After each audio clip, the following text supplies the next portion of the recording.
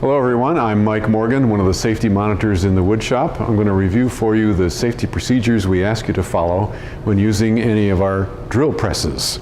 The idea is the drill bit is locked in a chuck here, and you can raise and lower very smoothly and in a nice straight line, which I can't do at home with my hand drill. Maybe you can, but I can't. So this gives you the opportunity to drill straight holes as deep as you wish. And the safety considerations here are relatively few, but they're important. Perhaps the most important safety consideration here is that this is a rotating piece of equipment, and it is very important that you not be wearing loose clothing or jewelry or have long hair that could accidentally be caught up in any part of this rotating system here. That's a disaster just waiting to happen.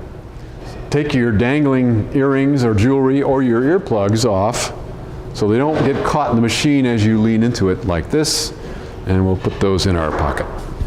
Second piece of safety information to keep in mind is you're cutting into wood that is potentially hard with a rotating cutting tool that's going relatively rapidly, so you need to secure the wood such that it doesn't rotate this way as you're making the cut. Now in most cases you can hold it with your hands as long as they're well away from the cutting edges, but in some cases it's useful to clamp the piece down. So we have an adequate supply of various sorts of clamps that would allow you to hold the piece in position in that way.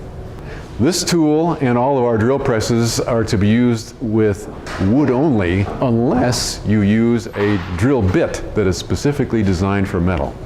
And there are a few, but they're not very many. So this is primarily a wood boring tool.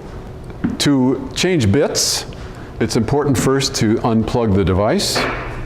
And now it's safe to grab the chuck with my hand and remove the drill bit. One issue about drill bits in drill presses, if you grab it like this and release it, you'll notice that the bit falls out. Put a piece of wood there to protect the bit so that it doesn't get chipped when it falls out. This is a keyless chuck operated by holding one knurled knob while you twist the other. Hand tight only. There's no need to reef on this with a wrench or even a chuck key. Hand tight is fine. So we have a wide variety of drill bits that you can use depending on the size of the hole and its depth that you wish to cut. Operation of the drill press is quite straightforward. Energize the tool. This tool has variable speed, which you can adjust while the motor is running only by moving this lever back and forth. To operate the drill press, pull the red switch on. So we're operating at 1170 RPM right now. You might change that for different hardnesses of wood, or if you're working with metal, you'd slow it down considerably. But 1100 or so is a good speed for general woodworking purposes.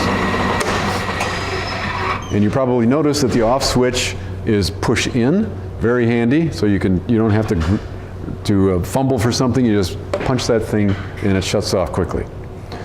As with all rotating equipment, keep your fingers away from the drill bit and recognize that we should never start the tool with the wood in contact with the cutting surface. So never start it like that, or like this.